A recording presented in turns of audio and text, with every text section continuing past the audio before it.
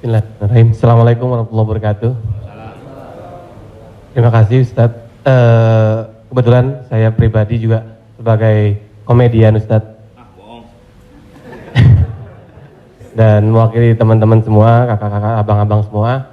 Kita di panggung itu selalu menghibur. Namun ketika momen ada sesuatu yang harus kita keluarkan, kadang menjatuhkan orang. Mulai dari fisik, mencela dan lain-lain. Yang saya mau tanyakan, apakah dengan niat kita menghibur menjadi catatan, apakah menjadi catatan dosa untuk kita? Terima kasih Ustaz. Ada seorang ulama dipanggil Imam Abu Hatim, tapi kemudian di ujung namanya itu ditambahkan kata Al-Asam. Asam diambil dari kata summum, bukmun, omyun. Omyun buta, bukmun bisu, summun tuli, peka. Jadi Abu Hatim Al-Asam artinya Abu Hatim peka, tuli. Secara bahasa itu menjatuhkan orang. Siapa itu? Itu Abu Hatim peka, Abu Hatim tuli. Karena ada beberapa orang, ada Abu Hatim, yang ini Abu Hatim peka, tuli. Tapi kenapa nama itu tetap tersemat di belakang namanya? Dan tidak ada ulama yang melarang menggunakan peka itu di belakang namanya. Karena dia tidak merasa dijatuhkan dengan itu. Lalu kemudian itu pula tidak menjatuhkan dia di depan orang banyak. Apa sebab kronologis dia dipanggil Al-Asam? Dia seorang ulama. Suatu ketika dia sedang duduk, datang seorang anak gadis bertanya fatwa kepada dia. Saat anak gadis itu bertanya fatwa tentang hukum halal haram suatu masalah, mungkin karena wallahu alam bisawab atau saking groginya atau kentut anak gadis itu di depan dia. Dia ingin menjaga marwah, harkat, martabat anak gadis ini supaya jangan sampai merasa malu, maka dia diam, pura-pura nggak dengar. Akhirnya anak gadis itu nggak jadi malu, pulang dan dia cerita ke orang lain. Aku tadi mengalami begini dan aku kentut di depan Imam Abu Hatim. Terus apa komen dia? Ternyata Abu Hatim itu peka. Panggil orang Imam Abu Hatim Al-Asam, peka.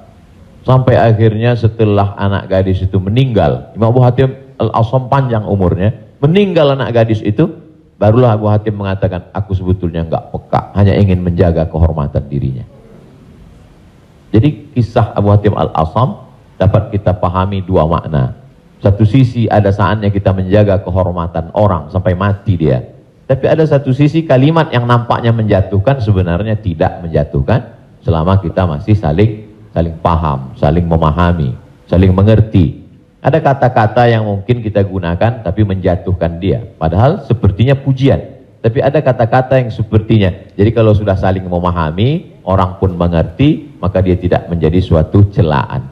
Ya ayyuhalladzina amanu, hai orang beriman, ijtanibu katsiran minadh-dhann, jauhilah prasangka buruk, inna ba'dadh-dhanni itsmun, wala tajassasu, jangan mencari-cari kesalahan orang. Wala yaghtab ba'dukum ba'dha, jangan ribah membicarakan aib orang lain. La talmizu bil alqab, janganlah kamu menggunakan gelaran-gelaran yang jelek. Bukankah tuli itu gelaran yang jelek? Iya. Tapi saat itu digunakannya bukan untuk menjatuhkan dan mereka saling memahami tentang hal itu. Wallahu a'lam bishawab. Baik Ustaz, satu pertanyaan seputar dunia entertain. Ketika orang memerankan misalnya, mohon maaf lahir batin, main film seks.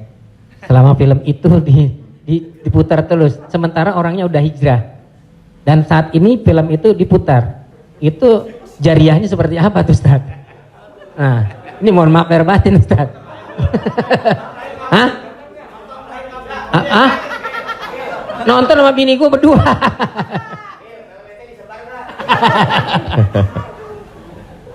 Man sanna fil islami sunnatan hasanatan, siapa yang membuat perbuatan yang baik, falahu ajruha, dia dapat pahalanya. Wa ajru man amila biha, dan orang lain yang terinspirasi dengan itu. Jadi kalau Paski membuat rumah tahfiz, lalu kemudian komunitas-komunitas yang lain terinspirasi dengan itu, maka dapat pahala min ghairi an yanqusa min ujurihim syai'un. Pahala mereka tidak berkurang, sama-sama dapat 100 mim ba'dih, setelah mati. Itu kalau yang baik. Bagaimana dengan yang tidak baik seperti yang tadi? Man sanna fil islami sunnatan sayyi'atan, siapa yang membuat sesuatu yang tidak baik. falahu wizruha, dia dapat dosanya, wa wizru man amila biha, dan dosa orang lain yang melakukannya.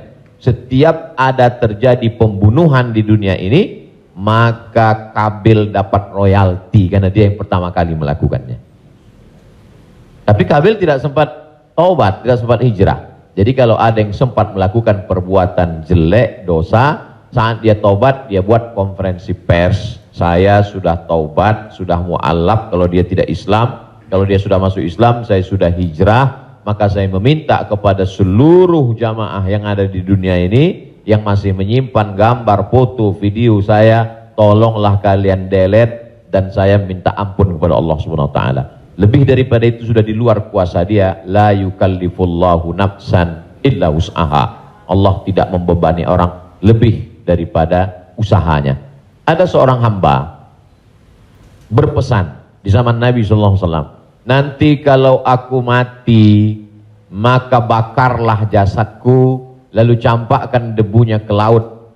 Kenapa? Karena aku takut bertemu dengan Allah Subhanahu wa taala atas segala dosa-dosaku. Disampaikan kepada Allah Subhanahu wa taala, kata Allah, aku ampuni hambaku itu karena masih ada rasa takut dalam hatinya. Makanya khotib naik ke atas mimbar, pesannya ittaqullah, takutlah kepada Allah. Kenapa kurban Habil diterima, kurban Kabil tidak diterima? La imbasatta ilayya yadaka litaqtulani, andai kau ambil batu besar untuk kau timpakan ke atas kepalaku, kata Habil, ma ana bibasiti yadiya ilaika liaqtulak, aku tidak akan membalas untuk membunuh wahai saudaraku. Kenapa? Inni akhafullah, aku takut kepada Allah Subhanahu wa taala. Saya yakin Mas, Abang yang berprofesi dalam dunia keartisan ini, apa yang membuat hijrah ini? Masih ada rasa takut di dalam hati. Rasa takut inilah yang kita pupuk bersama. Ada takut 5%, 5% kita jadikan menjadi sebuah komunitas, lalu kemudian kita jadikan sebuah amal nyata dalam kehidupan, disupport oleh Pak Prof dengan keluarga besar almarhumah, diberikan kesempatan untuk menuntut ilmu di Fakultas Hukum, di penyiaran Islam, maka dia menjadi gerakan yang luar biasa. Wallahu a'lam.